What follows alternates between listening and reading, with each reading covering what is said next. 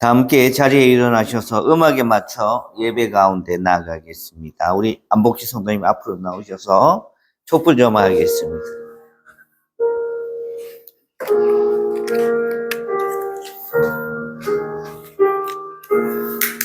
키시면 돼요. 네. 오케이.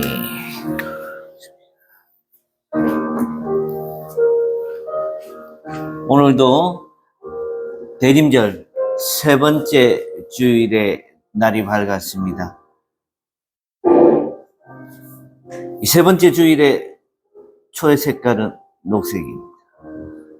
네. 아기 예수의, 청년 예수의 죽음을 상징합니다. 네.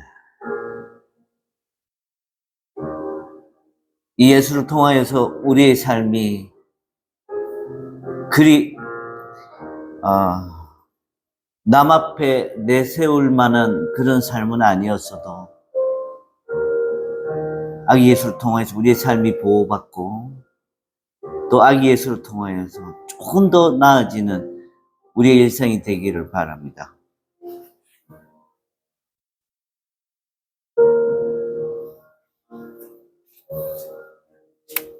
그러므로 형제들아, 내가 하나님의 모든 자비하심으로 너희를 권하노니 너희 몸을 하나님이 기뻐하시는 거룩한 산 제물로 드리라. 이는 너희가 드릴 영적 예배니라. 하나님은 영이시니 예배하는 자가 영과 진리로 예배할지니라. 아멘. 다 함께 찬송가 14장 1절 2절 부르십니다.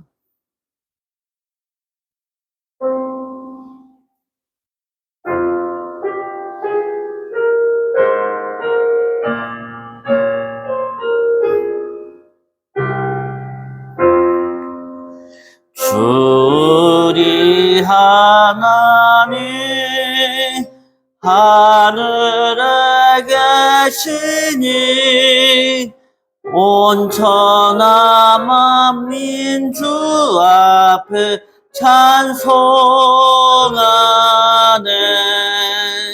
이 천지 만물도 주 앞에 엎드려 그 거룩하신 이름을 늘 높이네.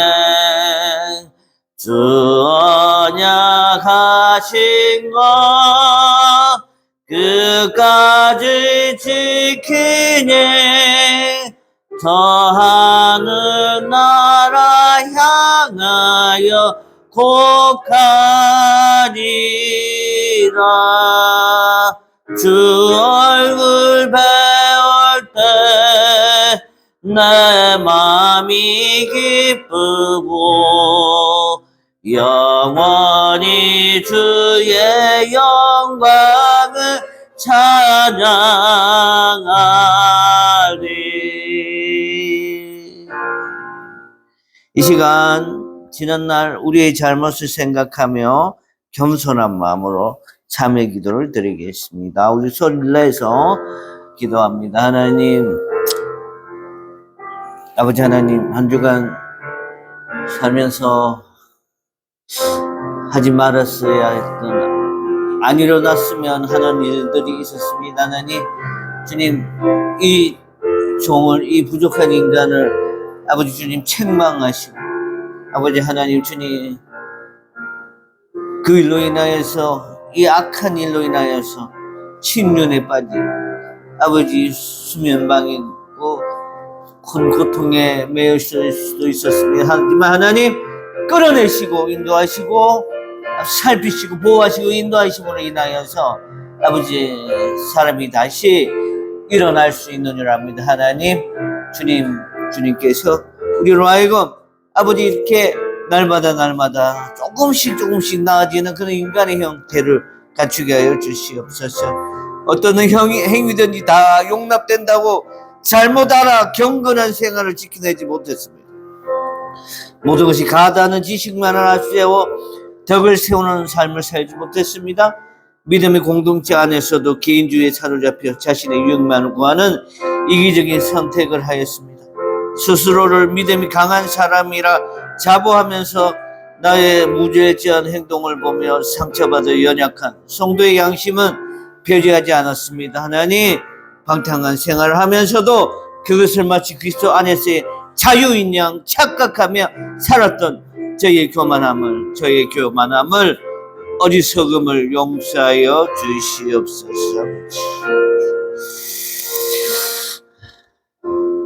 하나님께서 구하시는 제사는 상한 심령이라.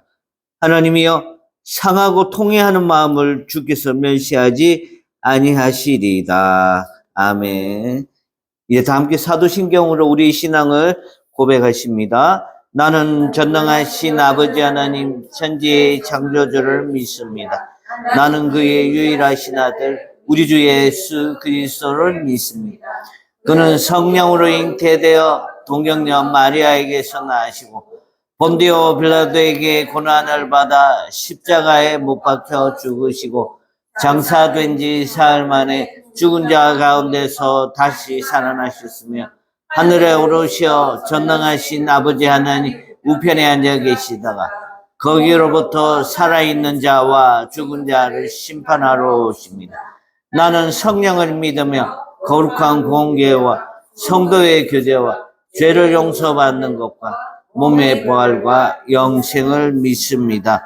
아멘. 교동문 117번 구주강림 3번입니다.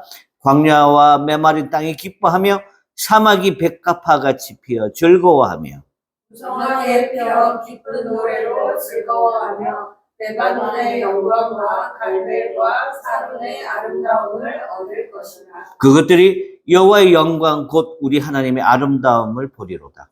너희는 약한 손을 강하게 하며 떨리는 무릎을 굳게 하며 겁내는 자들에게 이르기를 굳세어라 두려워하지 말라. 보라, 너희 하나님의 오사 보복하시며 갚아주실 것이라. 하나님이 오사 너희를 구하시리라 하라. 그때에 맹인의 눈이 밝을 것이며 못 듣는 사람의 귀가 열릴 것이며 그때 저는 자는 합산같이 줄 것이며 말 못하는 자의 혀는 노래하리니. 이는 광야에서 물이 솟겠고 사막에서 시내가 흐를 것이라.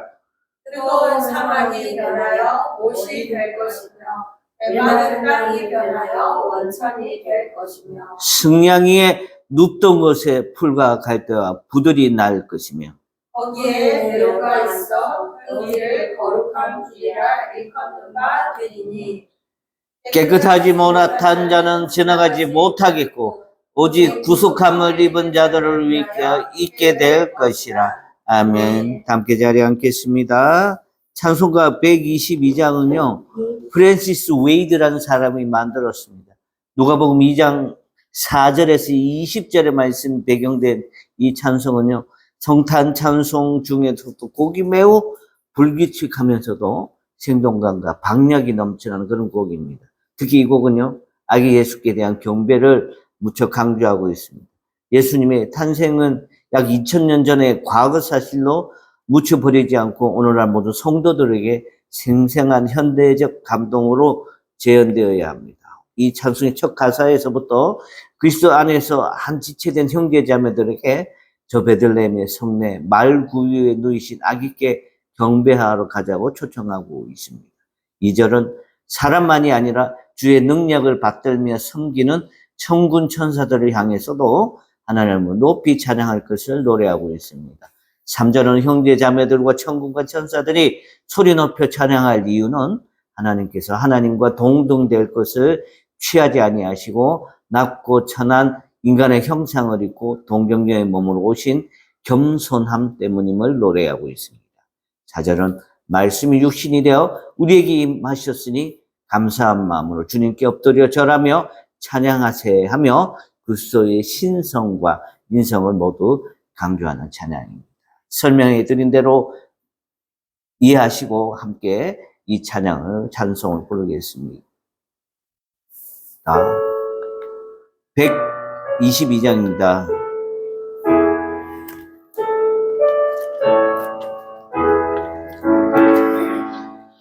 참 반가운 신도여 다 이리 와서 저 베들레헴 성내에 가봅시다.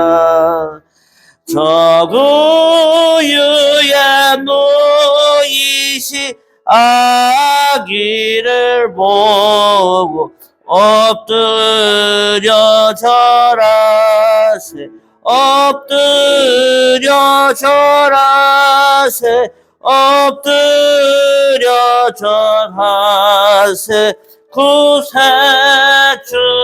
주났네 저 천사여 찬송을 높이 불러서 이 광활한 천지에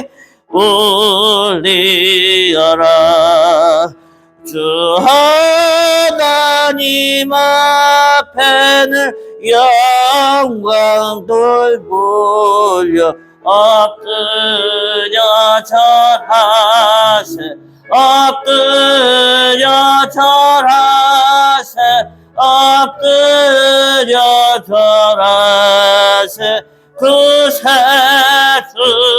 주났네 이 세상에 주께서 탄생할 때에 참사랑 되시려고 저 동정녀 몸에서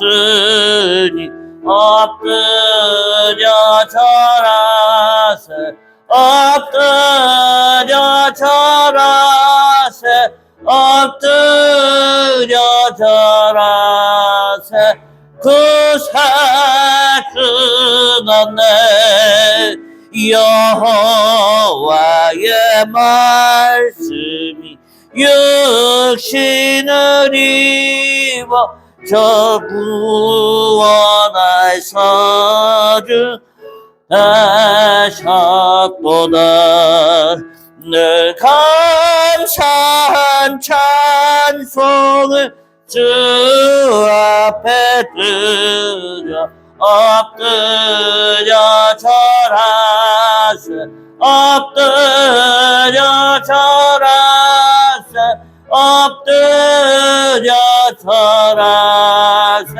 구세 주났네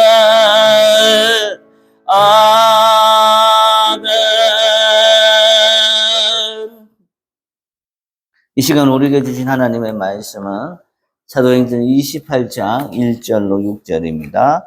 신약 성경 235면에 있습니다.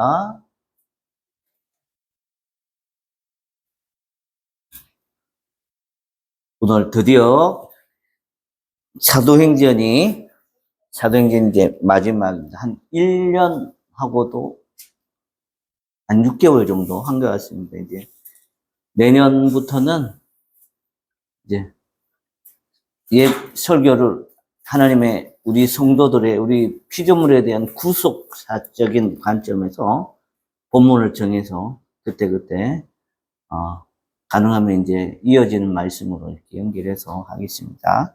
찾으신 줄 알고 한 줄씩 교독합니다. 우리가 구조된 후에 앉은 그 섬은 멜리데라 하더라. 이가 온 다른 사람의 원주민들이 우리에게 특별한 동정을 하여 꿀비어 우리를 다 영접하여라. 바울이 나무 한 묶음을 거두어 불에 넣으니 뜨거움으로 말미암아 독사가 나와 그 손을 물고 있는지라. 원주민들이 이 짐승이 구성에 매달려 있음을 보고 서로 말하되 진실로 이 사람은 살인한 자보다 바다에서는 구조를 받았으나 공의가 그를 살지 못하게 함이로다 하더니 바울이 그 짐승을 불에 떨어버림에 조금도 상함이 없더라. 그들은 그가 죽는지 혹은 갑자기 쓰러져 죽을 줄로 기다렸다가 오래 기다려도 그에게 아무 이상이 없음을 보고 돌이켜 생각하여 말하되 그를 신이라 하더라. 아멘. 꿈 있는 교회 소식 전합니다. 오늘은 대림절, 대강절 세 번째 주일입니다. 다음 주까지 대림절이 되고 24일은 성탄절 전야가 25일은 성탄절이 되겠습니다. 우리의 소망이 되신 주님 다시 오실 왕을 기다립니다. 대림절 첫째, 셋째, 둘째, 셋째 주 깨어 기도하며 주님 오시기를 예비합시다. 꿈이 있는 교회 양육 프로그램 오늘 성경 읽어지네 진행됩니다. 12월 예배 안내입니다. 고월숙 집사님, 김영주 집사님 준비하시기 바랍니다. 12월은요, 마무리와 시작의 달입니다. 지나온 한 해의 은혜를 감사하며 새로운 시작을 소망합시다. 12월 목회 다음 주 주일날 허성호 목사님 설교하러 오십니다. 중보기도입니다. 우리 중보기도는 나라와 가정과 한 개인을 살리는 줄 알고 입술 크게 열어 기도하기 바랍니다. 1. 나라와 민족.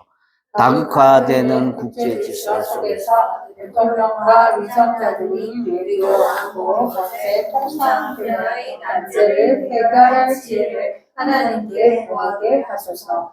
위기의 때에 여야가 공의와 정의를 따라 협치하게 하시고 정부와 국회, 사법부가 법과 원칙을 지키며 국민을 위한 자유민주주의를 구현하도록 맡은 바 소임을 다하게 하소서. 우리 국민이 사회 전반의 상황과 각 영역의 의견을 다르게 분별하는 안목을 갖게 하소서. 선한 양심을 따르는 성경적 가치와 세계관이 우리 사회의 보편적 규범과 도덕이 되게 하시고 대한민국을 덮은 모든 어둠의 도구가 소멸되고 이 땅에 하나님 나라가 임하게 하소서. 이 북한을 위한 기도. 사회주의 국가 연대와 친선을 도모하며 평화와 안정을 위협하는 북한의 모든 악한 도구가 무력화되게 하소서. 무상화 신격화하는 세습 체제와 독재 정권이 무너지고 백성을 돌보는 선한 정권이 세워지게 하소서. 3. 예배와 가정사역. 부모와 윤리 관계가 줄어들고 디지털 세상 안에 매몰된 듯한 우리 자녀들을 건져 주소서. 나를 주장하기보다 서로의 말에 귀 기울이는 존중과 다른 세대의 문화를 이해하려는 소통의 노력이 있게 하시고 부모와 자녀 간의 친밀함을 누리는 가정이 되게 하소서.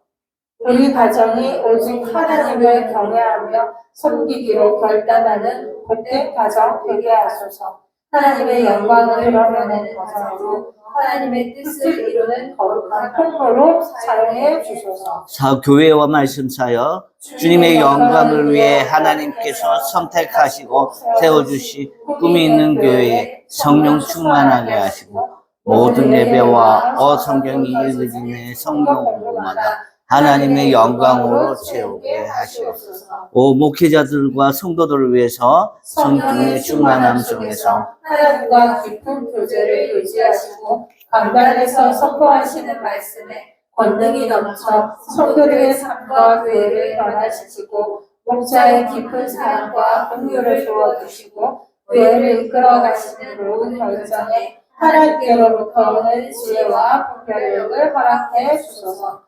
가정에 주님의 평안이 가득하게 하시고 영육 간의 강건함을 지켜 주시옵소서. 6. 환우들을 위해서 정성한 집사님의 유방한 치료를 위한 방향을 새롭게 잡아주시고 말씀과 환상을 통하여 어떤 나라들의 올바른 영분별력을 허락하여 주시옵소서.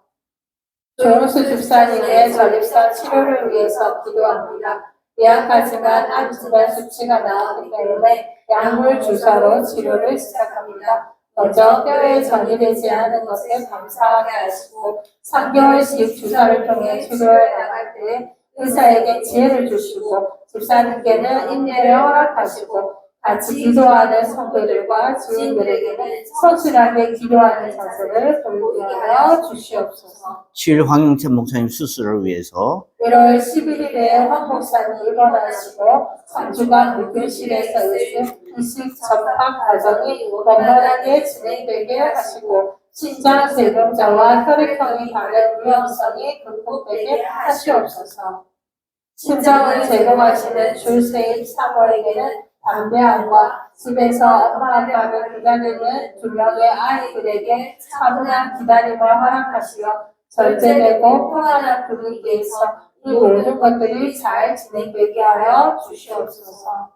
수술하는 모든 의료진에게 지혜와 지식과 명철과 환자에 대한 애틋함이 넘치게 하시고 많은 경험에 의지하는 것이 아니라 원천과 의술의 진지함으로 모든 진료 과정에 임하게 하여 주시옵소서. 이 모든 것 살아계신 예수님의 이름으로 간절히 기도드립니다. 아멘. 오늘 말씀의 제목은 로마로 가는 길 두 번째입니다. 기도하겠습니다. 하나님, 이 시간 바울을 통하여서 2000년 전 그 역경과 그 험난했던 삶을 다시 조명해 보려고 합니다. 하나님, 부족한 종을 붙드시고 아버지 하나님 성령의 능력 입어서 아버지 하나님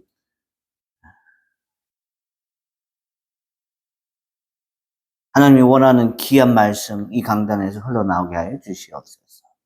예수님의 거룩하신 이름으로 간절히 기도드리옵나이다. 아멘. 오페르 헤데이데 익사이 합니다. 시작. 이 시간은 한 사람의 웅변 실력, 장문 실력을 보이는 게 아니라 하나님께서 받은 말씀을 대언하는 시간입니다. 인간의 말씀이라 생각하지 마시고, 이 말씀, 내가 먹는 한 주간의 영의 양식이라 생각하고 받아들임으로 인하여서 겸손함과 깨달음이 있는 귀한 시간이 되기를 축복합니다. 예. 이 지도를 보면요, 바울이 이 예루살렘에서 여기 예루살렘 여기서 이렇게 쭉 가서 많은 시간을 지금 배 타고 뒤집어치고 물에 빠지고 맨날 멀치를 굶고 재수임에도 불구하고 지금 선장들하고 선원들과 같은 동료들에게 큰 소리 치는 모습도 보고 참 특별한 사람이다. 참 하나님께서 이 바울에게 주시는 이 리더십과 은혜가 참 특별하다는 생각을 되게 많이 합니다. 오늘은요, 로마로 이제 좀 많이 이제 접근했죠. 지금, 여기 있다가 여기 멜리데섬, 오늘날의 몰타, 여기에 이제부터 시작해서, 몰타로 시작해서 요렇게 해서 여기 로마 있죠. 여기 이렇게 올라가.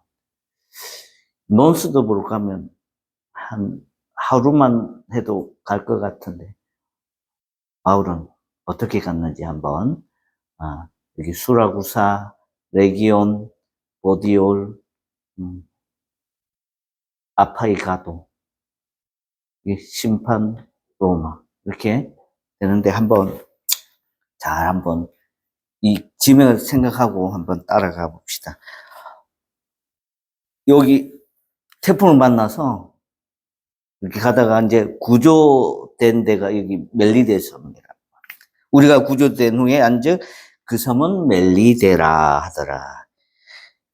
2절 말씀, 성경 보면서 따라와 주세요. 비가 오는 날이 참에 원주민들이 우리에게 특별한 동정을 하여 불을 피워 우리를 다 용접해. 원래요, 섬이라는 지역은요, 텃세가, 물론 육지도 텃세가 있는데, 어느 지역이나 새로운 곳에 누군가가 오면 불편합니다. 심지어 이제 예를 들면 이런 거 있죠. 저를 한번 보세요. 이런 거 있어요.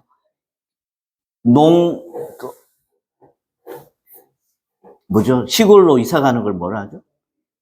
귀농. 또 살러 가는 걸 귀촌이라 하는데, 요즘에는요, 젊은 사람들이 시골에 귀농, 귀촌을 해도 한 30%, 50%는 반기는 데가 있고, 또 어떤 시니어 할아버지 할머니들은 정착금을 돈을 내놓으라고 막 이렇게 하는 사람.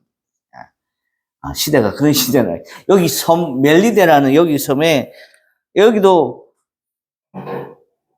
이 멜리데 섬에 있는 사람들 얼마나 이게 육지에 있는 사람들 받겠어요? 자기들만의 이렇게 삶을 살다가 새로운 사람들이 오면 좀 불편합니다. 그런데 다르게도 오늘 불을 피워 특별한 동정을 하여 불을 피워서 우리를 다 영접하더라. 그렇게 불을 피우려고 이제 바울이 이제 땔감도 떼고 막 이러는데 그 땔감 안에 독사가 뱀이 있었나 봐요. 그 뱀이 바울의 이 손을 물고 있었어요. 이 섬 쪽에 가면 뱀들이 야생동물들이 웬만하면 다 독이 있는데 이 원주민들은 그냥 몇 초 후에 바울은 죽었다 이렇게 생각을 했나 봐요.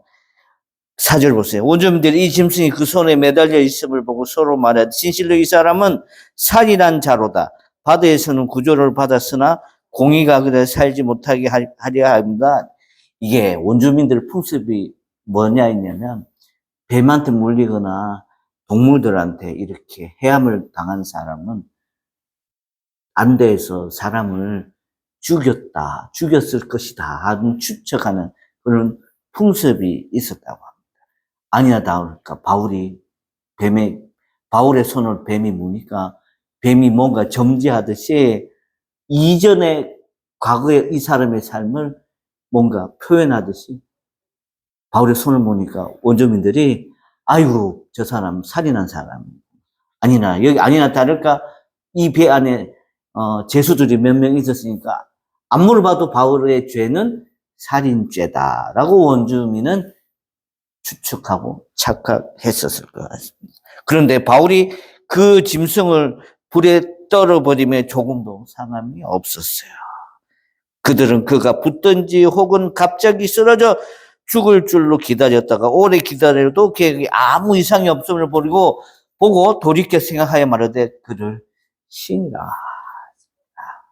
자기들 생각, 자기들 풍속에 벗어난 일을 생각하면 이 학문이나 합리성이나 이 개방성이 떨어져 있는 사람들은 무속신앙으로 가져가 버리는 그런 모습들이 있어요. 우리 제주도에서도 마찬가지. 우리 외람단 얘기지만 이 4.3 사건 때 제주도에서 4.3 사건이 일어났을 때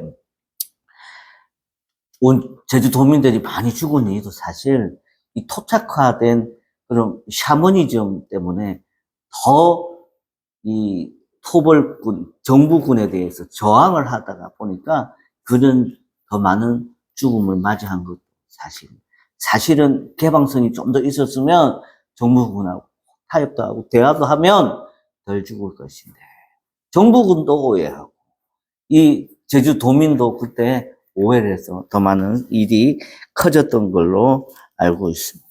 이 뱀에게 물렸는데 죽지도 않고 오히려 신이라고 칭함을 받자 이 멜리데서 몰타 섬에 추장이 나옵니다. 그 추장 이름이 보블리오라는 사람인데 이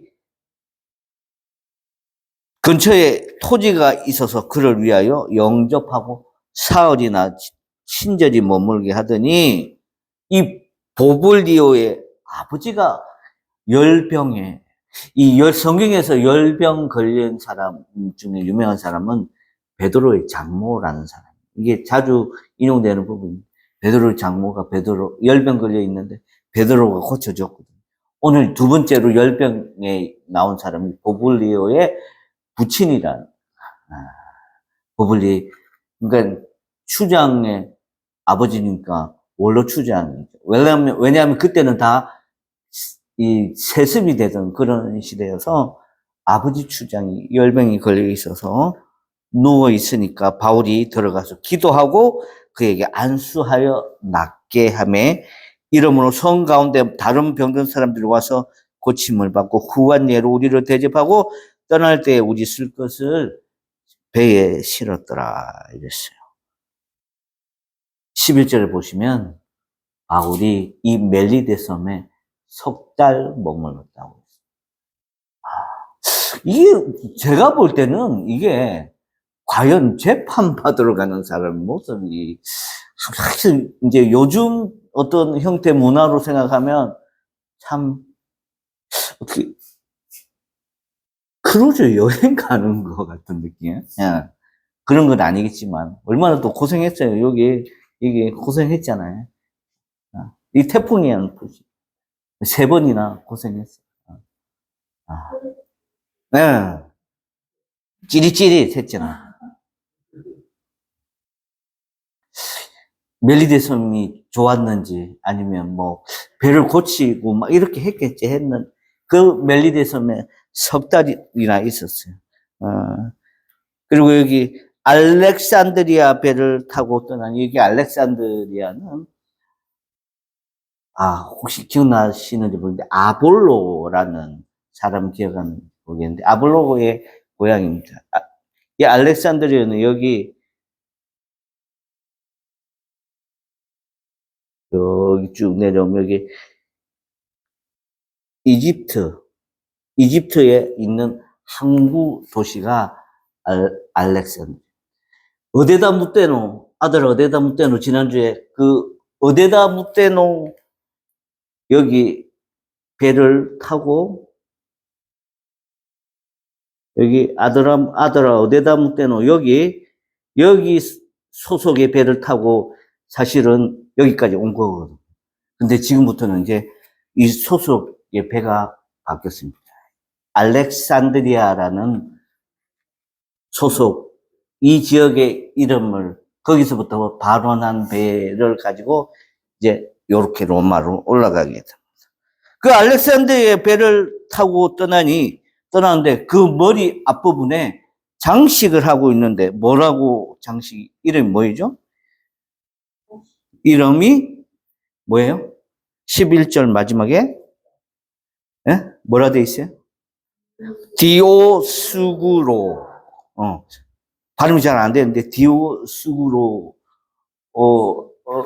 이 장식은 우리 저기 막 조정 경기하고 막 달려가는데 보면 배 뒤에서는 북을 퉁퉁 치고 앞에 막 용 모양도 있고 막 그런 거 모양이 봤을 거예요. 예?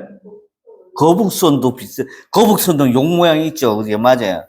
근데 그때 여기 헬레니즘 이 헬라 문화권에 있던 사람들은 용을 이렇게 상징하는 게 아니라 이 헬레니즘 시대는 제우스 이렇게 그리스 로마 신화가 모토가 기본이 되는 그런 시대였어요. 그래서 이 디오스구로라는 장식은 제우스와 레다 사이에서 태어난 쌍둥이 아들입니다. 한 아이 이름은 카스트로, 한 아이 이름은 플룩스라는 아이인데 이 쌍둥이 별자리 제미니는 폭풍 가운데서도 안전하게 해주는 항해의 수호자라고 이때 사람들이 여겼습니다. 그래서 이 제미니를 이 두 쌍둥이 카스트로와 플룩스를 제미니라 부르는데 이걸 장식으로 딱 세워서 폭풍 가운데서도 우리를 지켜주소서라는 상징적인 의미로 디오스구로라는 이름을 달고 붙였다라고 얘기를 합니다. 그래가지고 배를 타고 여기 수라구사에 옵니다. 수라구사에 여기 사흘을 있다가 12절에 사흘을 있다가 거기서 레기온에 이르러가지고 또 하루를 지내요. 하루를 지나고 남풍이 불어서 다시 이튿날 보디올에 여기까지 좀 많이 왔어요. 보디올에 왔다고. 근데 거기 로마는 제가 알기로는 바울이 로마는 여기 이탈리아 땅인데 바울이 여기 로마는 처음인 거 아는데 어떻게 된 게 거기에서도 친구들이 있었나 봐요. 한번 14절, 15절 같이 한번 읽습니다. 14절, 15절. 자, 시작. 그 형제들을 만나 그들의 청함을 받아 이래를 함께 머무니라. 그래서 우리는 이와 같이 로마로 갔네. 그곳 형제들이 우리 소식을 듣고 아피오 광장과 트레이스 타베르네까지 맞으러 오니 바울이 그들을 보고 하나님께 감사하고 담대한 마음을 얻으니. 아멘. 바울은 로마에 간 적이 없습니다. 로마에 간 적이 없는데 복음이 하나님의 성령은 다리가 발이 없어요. 입이 있는 거예요.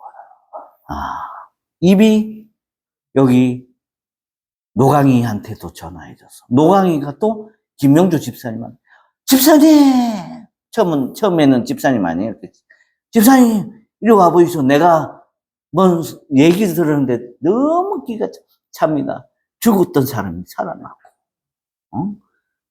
그리고 3일 만에 살아나서 이 땅에서 40일 있다가 하늘로 올라갔는데 자기 대신 뭐 이상한 뭐 눈에도 안 보이는 무슨 성령을 헤라클레이토스라는 성령을 보내주셔서 우리를 돕는다 한대요.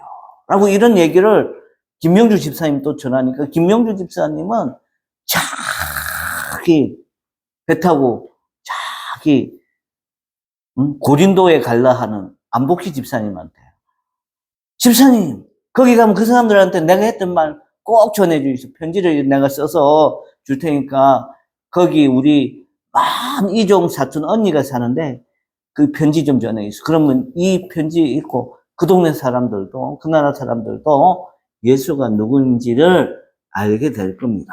요렇게 해가지고 요렇게 입으로 해서 이 로마까지. 근데 성경에 보면 이 바울이 로마로 가려고 하는 첫 번째는 재판받고 두 번째는 서바나 스페인까지 복음을 전하려고 간다 했는데 서바나에 복음이 전해졌을까요? 안 전해졌을까요? 틀려도 괜찮아요. 대답해 보세요. 예. 안 전해진 것 같아요. 이 성령을 저렇게 무시한다니까. 안 믿은 것 같아요. 성령은요, 그러니까 북극, 남극, 사람이 있는 데까지는 다 줘. 서바나, 스페인, 로마 여기서 조금만 왼쪽으로 이렇게 하면 있는 데인데, 왜 안 전해줘?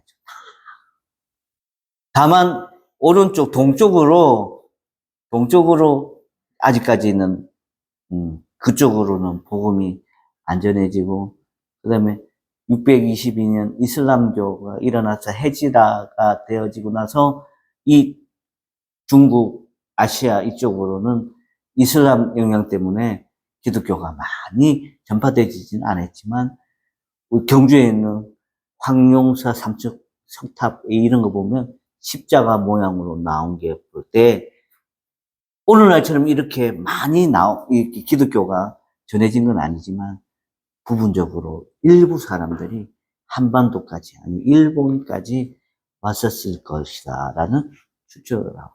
물론, 바울이 로마나 서바나 스페인까지는 가지를 안 했지만, 복음은 그 누군가 성령님이 사용하시는, 성령 하나님께서 사용하시는 누군가에 의해서 복음이 서쪽 끝 서바나까지 전해졌을 것입니다. 이제 바울이 로마에 도착을 했습니다. 로마 땅에 여기 오늘날의 이탈리아 수도죠. 이 로마는요, 성 바티칸 성당, 바티칸 시티라는 나라 안에 나라가 있는, 그리고 캐톨릭의 가장 영향력 있고 오늘날 가장 영향력 있는 사람은 트럼프가 아닙니다. 트럼프를 또 가장 존경하는 사람은 트럼프나 시진핑이나 이재명 아닙니다. 그 축구 선수 메시도 아니고 손흥민도 아니에요. 오늘날 전 세계인이 가장 존경하고 우러러보고 있는 사람은 호나우도 아니에요. 여기에 사시는 조한입니다. 조한한테 이 손 키스 한번 받고 싶어서 줄 선 사람이 얼마나 많아. 만약에 교황이 볼에다가 이렇게 양볼에다가 해줬다, 이 사람은 평생 세수를 안 하려고 할 거예요. 예. 교황이. 근데 지금은, 그때는 오늘날처럼 교황이 그렇게 뭐 힘이 있다, 교황이라는 그 자체가 없었어요. 교황은 나중에, 2세기 이후로 교황이 나오는데, 1세기 이후로 교황이 나오는데, 썰에 의하면, 이게 확실하진 않은데, 썰에 의하면 첫 번째 교황이 누구게요? 첫 번째 교황. 틀려도 됩니다. 말 좀 해봐요. 짬도 오는데. 이양미 집사님. 첫 번째 교황이 누굴까요? 아무 틀려도 돼요. 아는 사람. 베드로? 저기 사모님, 교육사님 얘기했구나. 베드로가 첫 번째 교황이었을 거라고. 근데 제가 볼 때는 역할로 보면 저는 아볼로가 더 교황 같은 역할을 했다라고, 예루살렘 공의에서 하는 걸 보면 저는 아볼로가 아니고 야고보에 더 점수 주는데, 아니면 이때 이 사람들 다 죽고 2세기쯤 3세기쯤 교황이 나왔지 않을까. 이 교회사적인 부분, 이거 왜 제가 이렇게 당당하게 얘기하냐면, 제가 교회사가 전공입니다. 이 석사 과정 중에도 여러 구약, 신약, 또 윤리학, 성교학, 뭐 영성학 많은데, 저는 그 중에서도 교회사가 전공인데 당당하게 얘기할 수 있는 게, 시대적 흐름에서 보면 바울이 죽고 나서는 이 기독교가, 그리고 기독교 체계가, 직제 자체가 그렇게 자립하거나 이게 형성되는데 많은 어려움이 있었을 거다. 그런데 바울 이전의 사람 베드로가 첫 번째 교황이라고 얘기하는 건 좀 어불성설일 수 있다. 제 의견입니다. 어쨌든 바울이 여기 로마에 지금 전 세계인 중에서 가장 존경하고 있는 교황이 살고 있는데, 그때는 아니지만, 근데 여기 로마에는 로마의 황제가 살고 있습니다. 가이사라라는 황제가 이렇게 삽니다. 바울이 로마에 들어가는데 자기를 지키는 한 군인과 함께 따로 있게 허락합니다. 말이 안 되잖아요. 죄수인데 도망가면 어떻게 해요? 16절 하고 있습니다.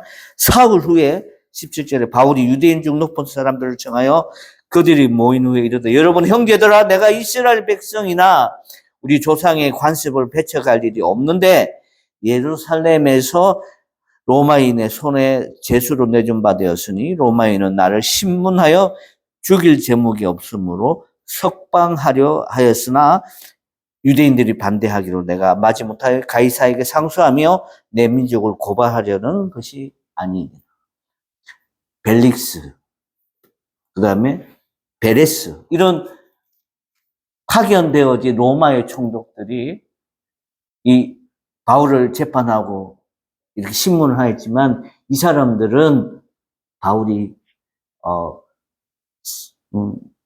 성령 모독죄라든지 율법에 모독했다든지, 그다음에 자기 민족을 모독한 걸 찾지를 못했는데, 자기 민족인 유대인들이 바울을 죽이려 해서 내가 가이사라에게 상소해서 여기까지 재판을 받으러 왔다고 바울이 얘기하고 있습니다.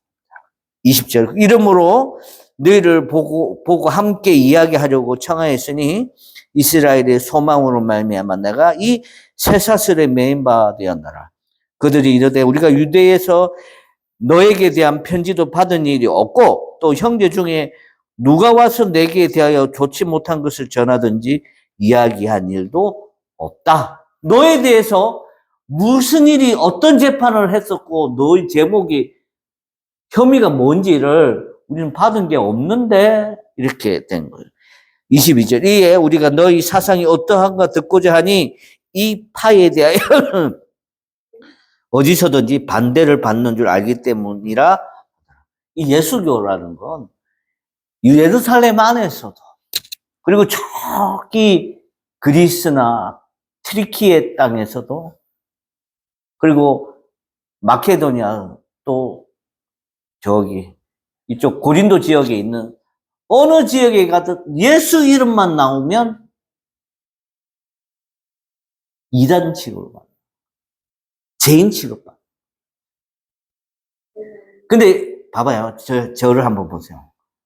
이 2000년 전 예수님하고 오늘날 통일교 있잖아요. 같은 맥락인 것 같아요. 같은 집단인 것 같아요. 물론 이거는 예수님의 정신은 어떤 정치에 관여해서 나라의 어떤 시스템을 무너뜨리거나 나라가 하려고 하는 일에 방해가 하려고 하는 일은 전혀 없어요. 근데 통일교를 보세요. 돈 있다고, 정치하는 사람 찔러줘가지고 자기들 유리하게 하는 쪽 됐어요. 나라가 지금 통일교 때문에 엉망이잖아요. 예수님의 정신하고 통일교는 너무 딴판이라는 거예요. 예수님도 그때 당시에 이단이라 하던데요. 그런 이단은 맞지만 통일교하고는 절대로 비교하지 마세요. 전혀 상관없고 예수님의 정신은 통일교하고는 전혀 이게 맥락도 안 맞을 뿐더러 시대적인 흐름도 안 맞고 예수님이 이스라엘 그리고 그 고대 근동에 있던 이 모든 나라에 안 좋은 영향을 미쳤던 건 일도 없다는 거. 무엇보다 예수님은 돈이 없었어요. 통일교죠. 예수님 돈이 없었다니까요. 안복기 집사님. 야, 돈이 있었어도 안 찔러줍니다. 불의하니까. 예수님은 성전에서 그때 당시에 유대인들이 성전에 올라가면 두세겔이라는 성전 세금을 냈어야 했는데 그 성전 세금 받으라고 성전 안에다가 돈 바꿔주고 막 비둘기 팔고 막 작은 염소 팔고 막 이러는 걸 예수님은 그거 판 사람들의 채찍질로 때리면서 내 아버지 집을 거룩한 아버지 장사하는 대로 만들지 말라고 이것은 만민이 기도하는 집이라고 얘기했던 거예요. 달라요. 예수의 정신, 예수님의 이단성하고 통일교는 사입입니다. 제가 볼 때는 이단이 아니고 사입입니다. 이 사입이라고 이단은 다음에 좀 얘기할 테니까 다른 거예요.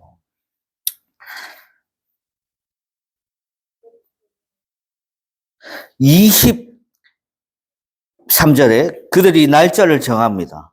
날짜를 정해서 그가 유숙하는 집에 많이 오니 바울이 아침부터 저녁까지 강론하여 하나님 나라를 증언하고 모세의 율법과 선지자의 말을 가지고 예수에 대해서 그들이 언제 재판받으러 오시오라고 날짜를 정합니다. 근데 빨리 안 했나 봐. 보통 이렇게 재판하는 날짜 정해지면 요즘 윤석열, 김용현 이런 사람들 재판을 보면 거의 매일같이 재판하던데 이때는 그렇게 안 한다. 시간이 많으니까 바울이 아는 사람, 바울에 대해서 아는 사람이 예수님을 배우러 하나님 나라를 증언하는 것을 그리고 모세의 율법과 선지자의 말을 가지고 예수에 대해서 권면합니다. 그 말을 믿고 그 말을 믿는 사람도 있고 믿지 않는 사람들이 있습니다. 아무리 좋은 말 자기한테 맞는 말, 심지어는 자기의 병을 고쳐줘도 돌아서면 바이바이한 사람들이 있습니다. 아니면 처음부터 이 귀한 말씀을 못 받아들이는 그런 사람들. 그분은 성령님이 한 일이에요.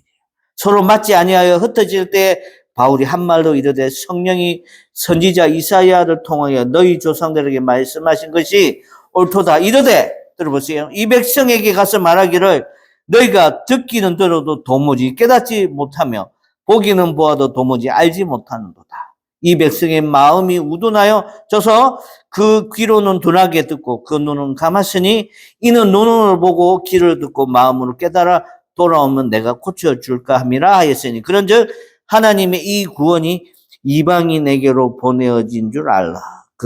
그들은 그것을 들으리라 하더라. 했는데 29절이 없어요. 29절이 내용이 뭐냐면 같이 한번 읽어봐요. 29절 여기 화면에. 자, 29절 시작. 그가 이 말을 마칠 때 유대인들이 서로 큰 논쟁을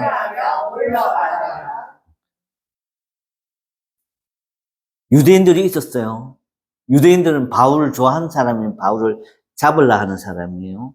바울을 잡으려 하는 사람인데 이렇게 성경의 말씀과 율법에 있는 말씀을 하면 바울에게 돌을 던지든지 화를 내든지 논쟁을 하든지 바울이 큰 논쟁을 했었어야 했는데 지네들끼리 큰 논쟁을 하며 물론 이 말은 이렇게까지 여기 예루살렘에서 여기까지 왔는데 바울에게 죄가 안 찾아지는 거예요. 발견이 안 되는 거예요. 결국 여기까지 와서도 저 사람들이 할 수 있는 건 바울에게는 죄가 없다.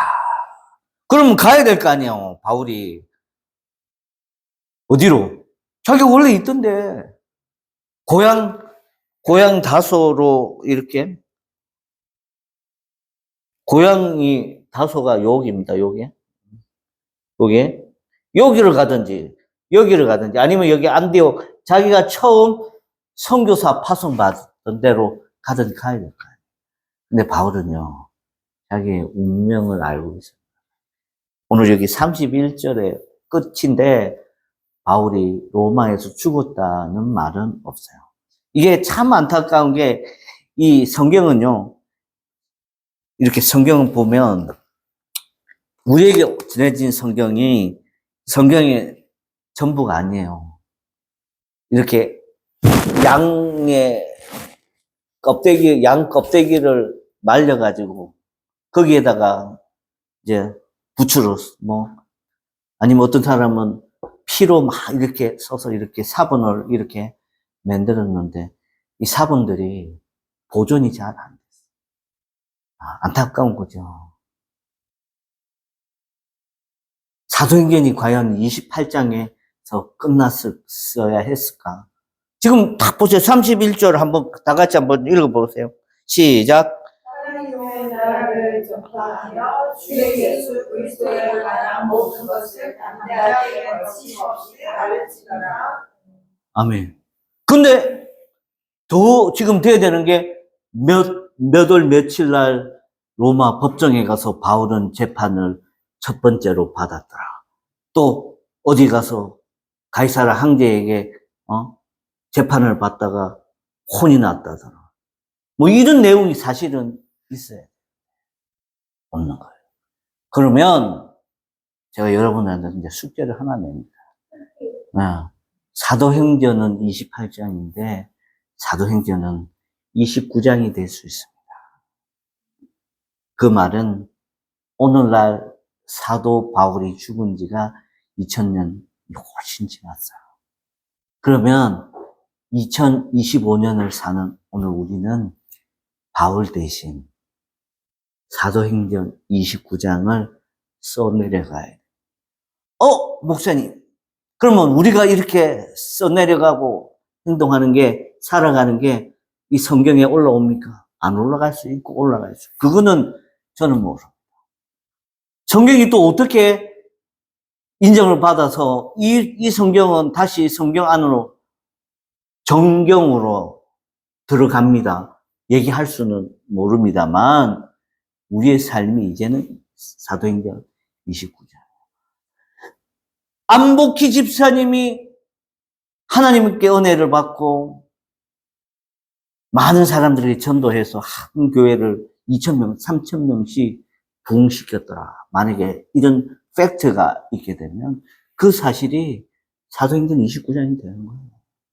노강희 어린이가 교회에 자기 학교에 있는 모든 친구들과 형들, 누나들을 다 교회를 인도했더라. 그래서 주일학교 아동부가 200명이 되었더라. 불가능한 일이에요? 아니잖아요. 실제로 사도행전 1장, 2장에는 베드로가 설교 한 번 하고 세례 한 번 주면 3,000명, 5,000명이 예수님께 돌아왔답니다. 어? 사도행전 29장은 누가 쓰는 거라고요? 우리가, 내가. 진짜. 다만 이게 문서로 보존되어져서 우리 후대까지 전달될런지는 몰라도 저는 그거는 별로 의미 없다 싶은 게 예수님이 오실 것 같아. 오셔야 될 것 같아. 너무 시대가, 세대가, 사회가 악해요. 그렇지 않아요? 예수님이 오셔서 우리를 이 악한 세대에서 구원하셔서 주님이 원하시는 그런 세상을 바라보도록 그렇게 구원받도록 하실 것 같아요. 강희한테 미안한데 강희야 너는 30살, 40살까지 살 필요가 없을 수도 있어. 왜냐하면 예수님이 오셔서 강희야 지금까지 잘 살았다.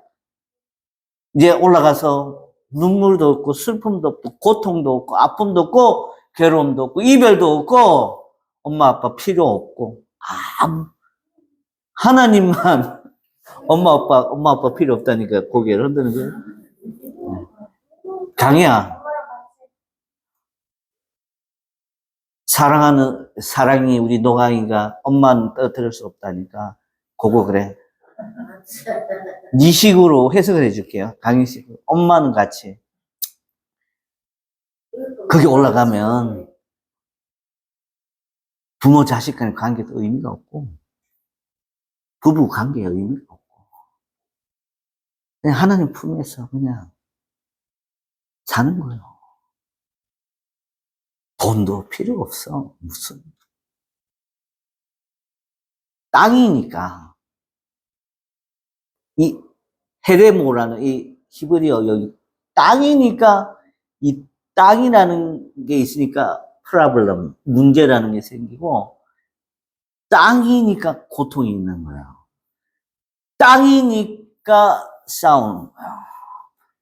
이 헤레모 헤레모가 아니라 에레츠 이 땅이라는 것이 유한하고 한계가 있고 이 에레츠 땅에서는 분쟁이 있는 거예요.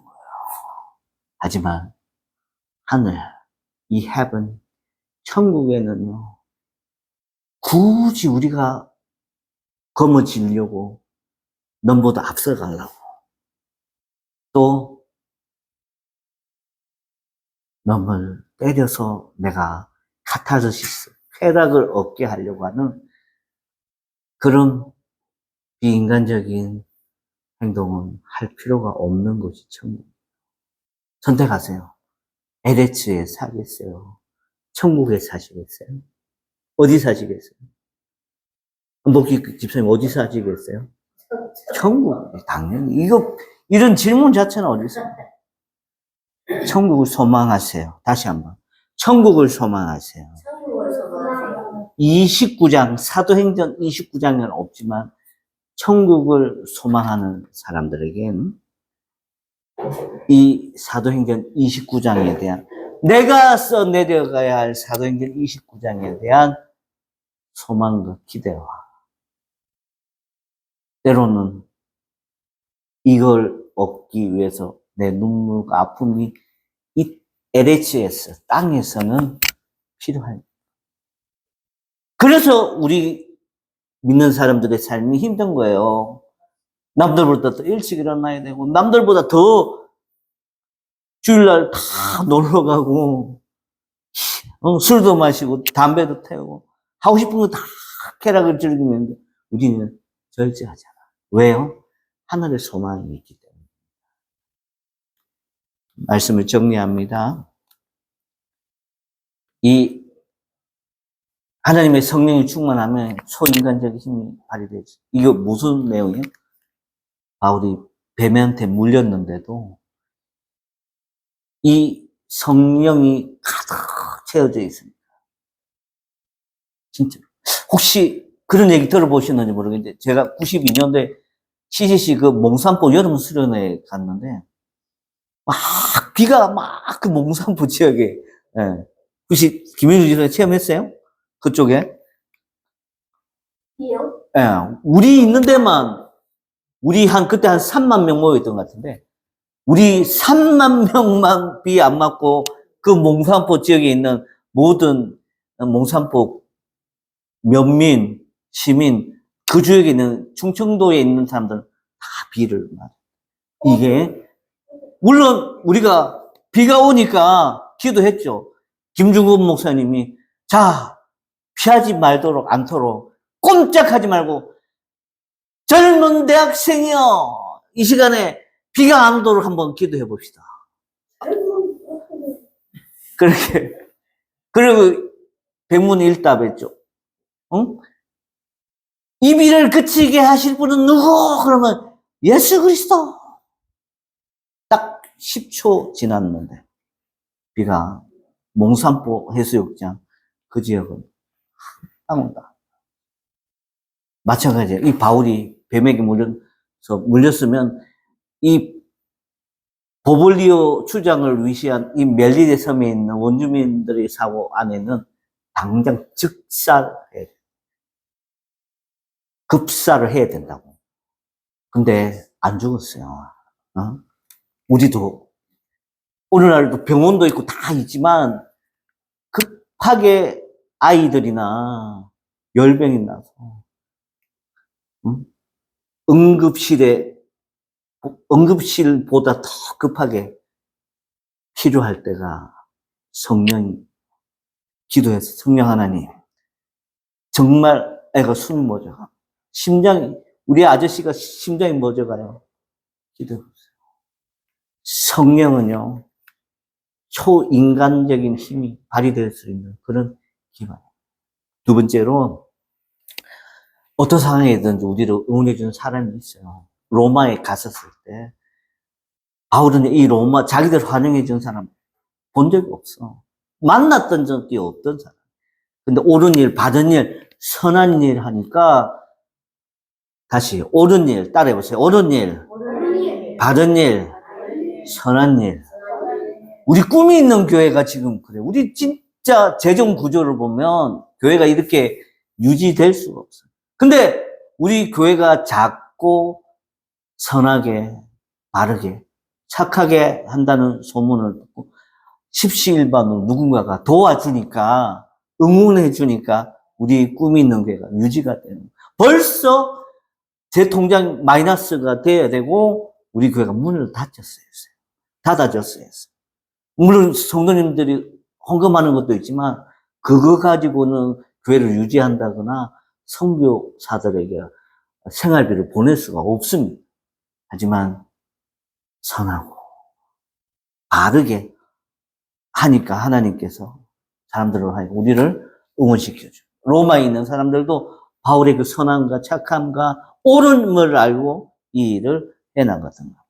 그리고 31절에 우리의 의무는 하나님 나라를 가르치는 31절에서 사도행전 28장이 끝나면 바울의 죽음이 허무해질 수 있습니다. 하지만 바울의 후에 있는 우리가 2000년 후에 우리의 삶이 사라져서 오늘도 내일도 다가오는 주일도 하나님 나라는 이것이라고 가르치고 하나님 나라에 대해서 배울 때 사도행전 29장, 30장, 31장은 계속 이어지는 줄로 압니다. 그럼요. 100장도 되고 오늘 마지막으로 바울의 삶에 대해서 한번 보고 원래 책거리도 하고 할라 했는데 떡을 내가 살라 했는데 안 됐어요. 책거리는 다. 이번 시간에는 전독자 바울의 생애를 정리해 보겠습니다. 바울은 빌리기아 다섯 사람입니다. 그는 어? 독실하고 부유한 유대교 가정에서 태어나 고등 교육을 받은 자였습니다. 그는 다수에서 예루살렘으로 유학과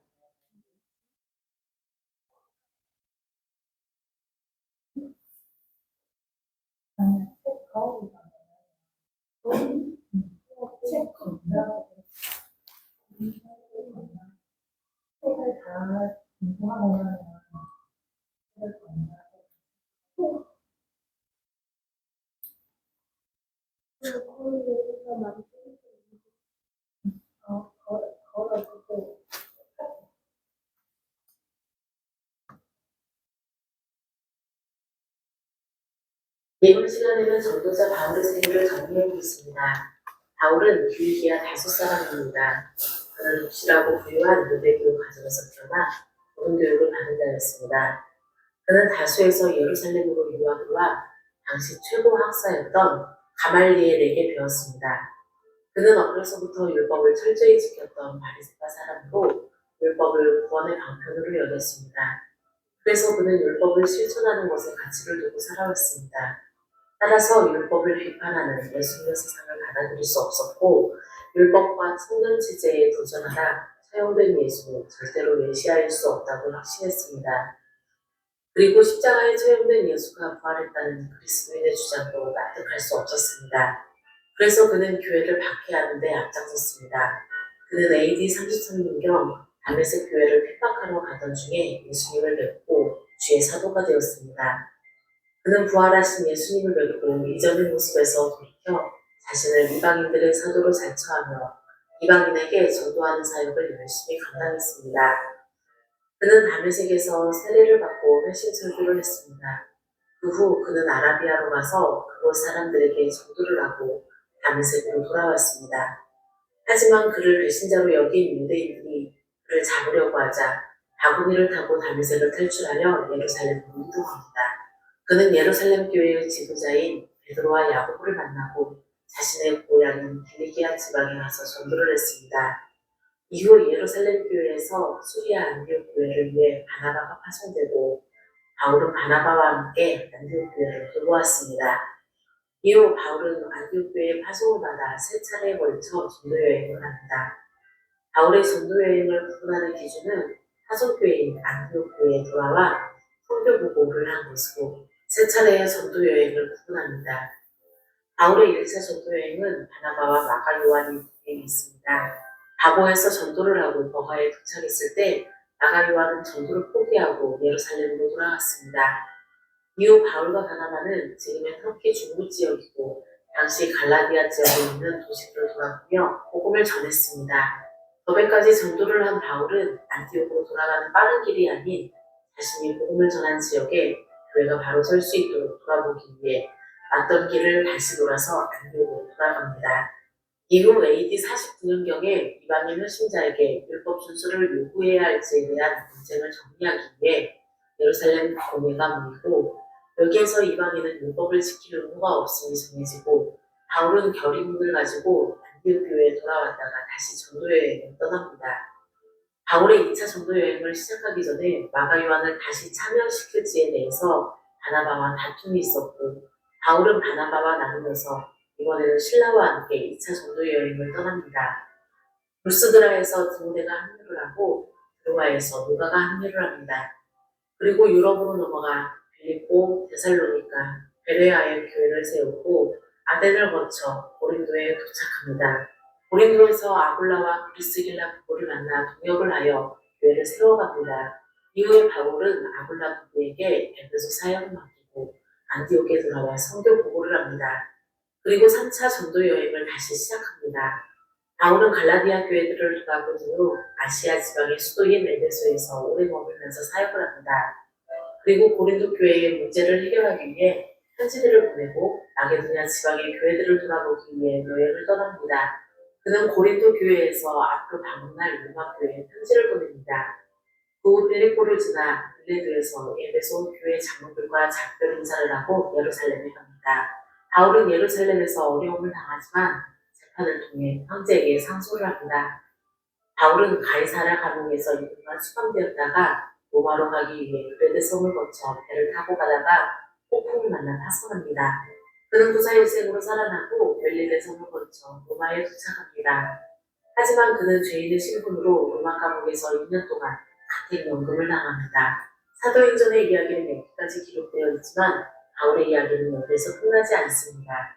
바울이 로마로 가고자 했던 이유는 로마를 거쳐 서바나에 가서 전도하기 위해서였습니다. 따라서 사도행전에 기록되어 있지 않지만 바울은 로마 감옥에서 나와 서바나에 가서 복음을 전했습니다.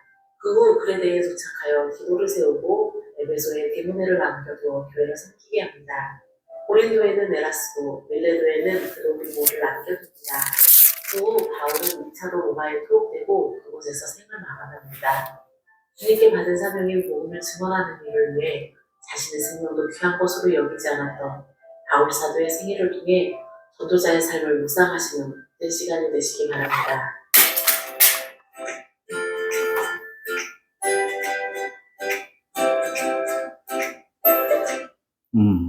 이렇게 추가해서 됐습니다.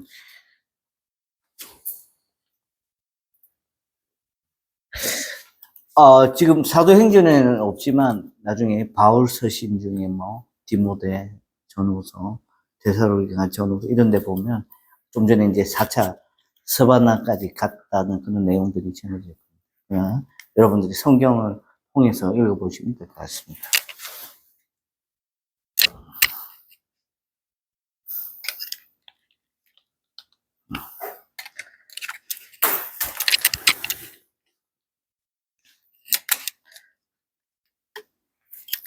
자, 다음에 찬송하면서 준비하신 예물을 드리겠습니다.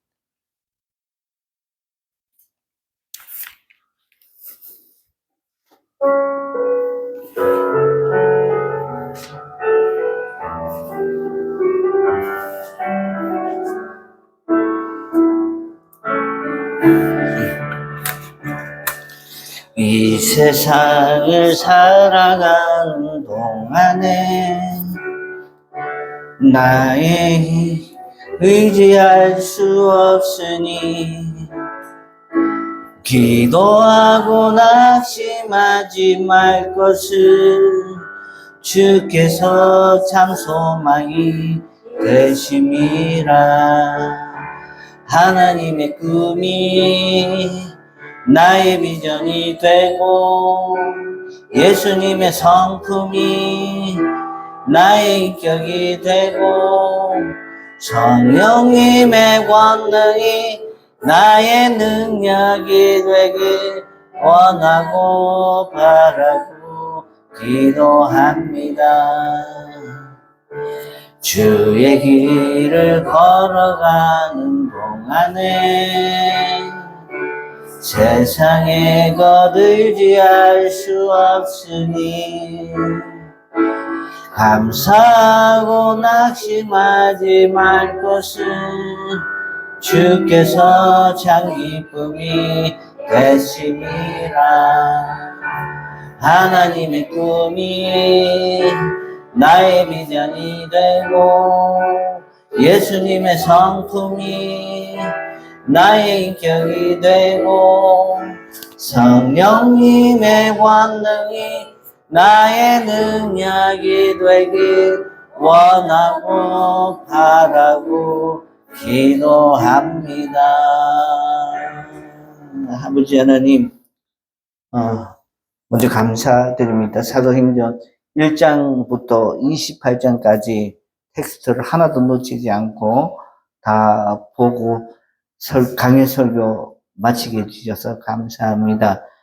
하나님, 이 사도 바울의 전도 여행을 보면서 내가 어떻게 무엇을 위해 해야 하는지, 이 하나님 나라가 뭔지, 그리고 이 하나님 나라에 대한 나는 어떤 도구인지 분명히 깨닫게 하여 주시고, 내가 어떻게 전도를 할 수 있을까? 어떻게 복음을 설명할 수 있을까? 이렇게 고민한 사람이 있습니까? 아버지 하나님, 입술을 열면, 잘못 알고 있는 것도 입술을 열면 듣는 사람이 알아서 듣고 받아들일 수 있다는 거 알게 하여 주시옵소서. 영접하고 따라오는 것은 내가 하는 게 아니라 성령 하나님의 아버지 하나님 우리에게 주신 또 다른 선물임을 깨닫고 온전히 결과는 하나님께 내어 맡기게 하여 주시옵소서. 주님, 2000년 전에 사도 바울에게는 엄청나게 많은 이적과 기적이 있었습니다. 근데 오늘날에는 없을 거라고 착각하고 교만한 데 빠져 있는 사람들이 있습니다.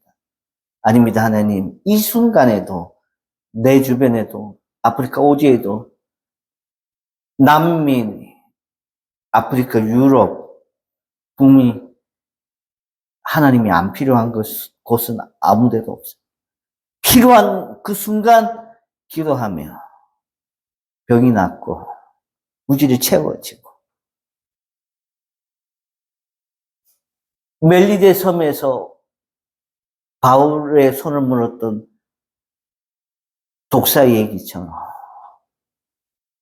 우리의 아이들 중에 의사 진료를 못 받고 죽을 형편에 있던 사람이 기도하며 나설 수 있다는 것, 나을 수 있다.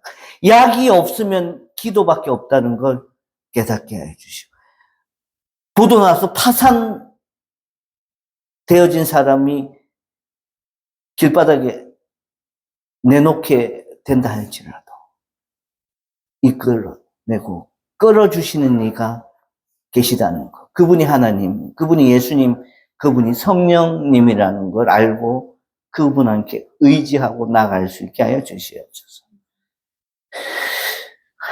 황영찬 목사님, 50도 안 된 사람이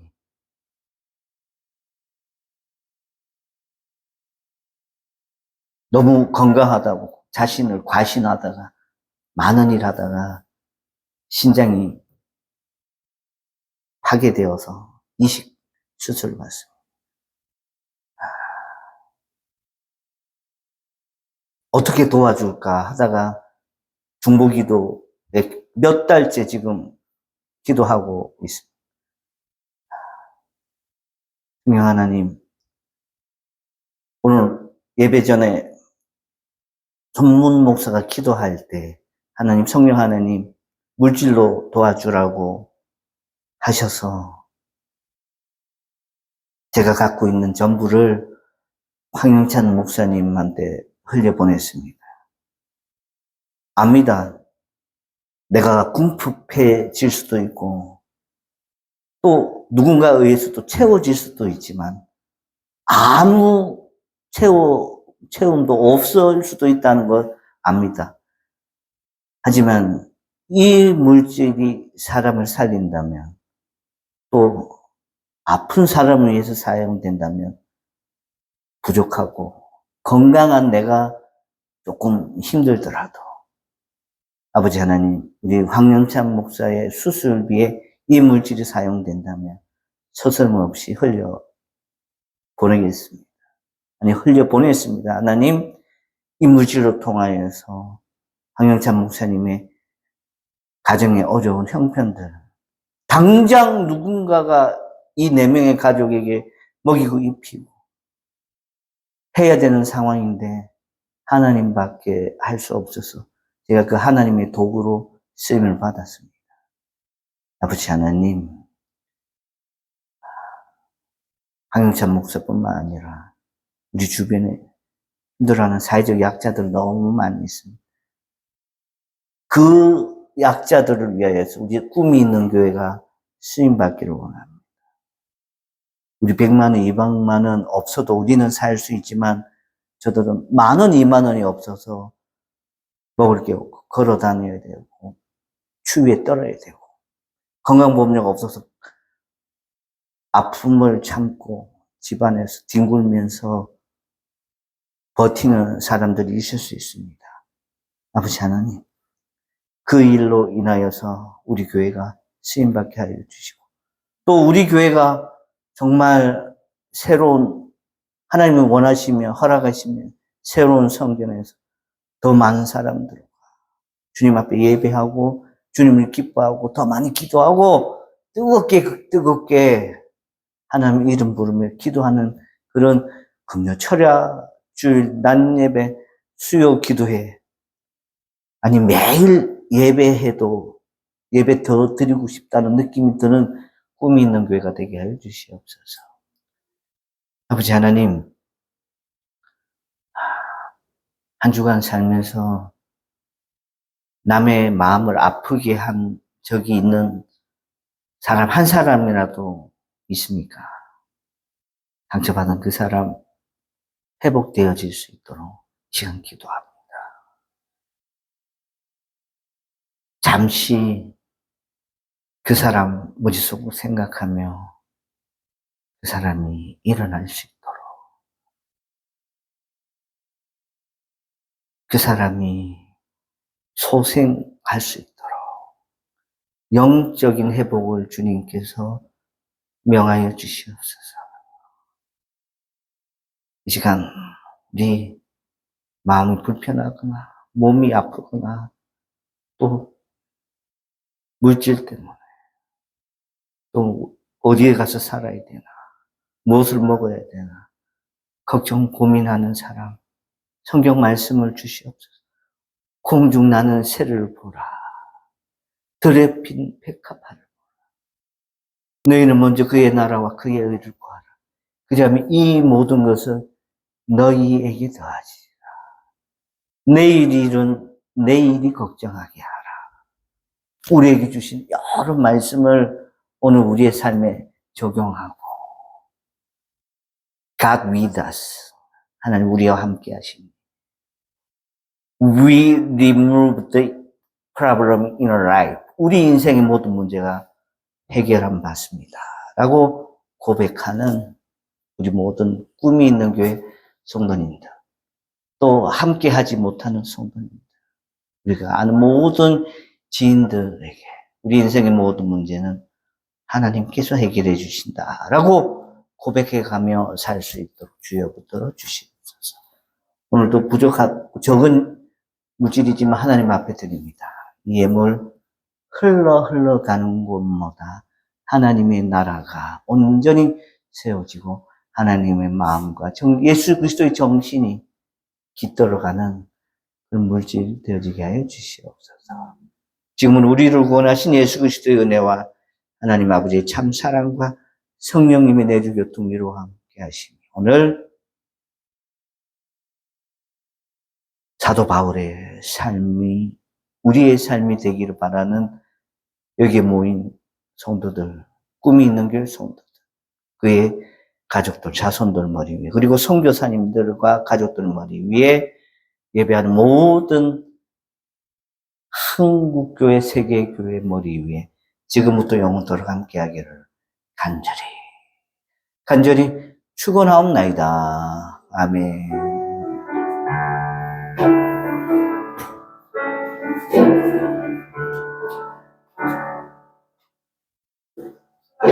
수고하셨습니다.